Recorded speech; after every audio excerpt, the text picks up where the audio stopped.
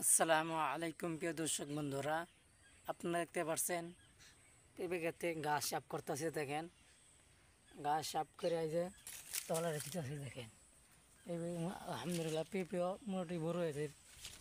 টপের পেঁপে মোটামুটি বড় হয়ে গেছে। দেখেন সাফ কইরা কালকে সার দেব। সকালে দেখতে পাচ্ছেন ঘাস মারাত্মক ঘাস দেখতে পাচ্ছেন, ঘাসে ভরা ক্ষেত। ঘাস সাফ করতেছি, সাফ করে কালকে সার দিব। কালকাতা 3 থেকে 4টা কামলা নেব। কামলাতে 3 থেকে 4টা থাকবে কাল কামলা।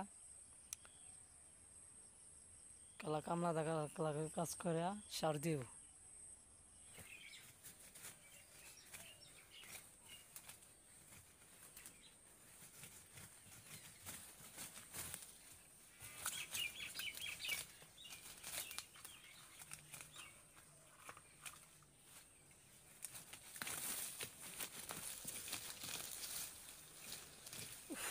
গরম,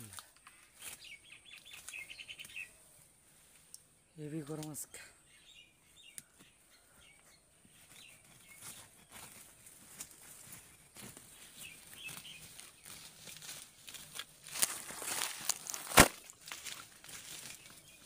সকলে ভিডিও দেখবেন।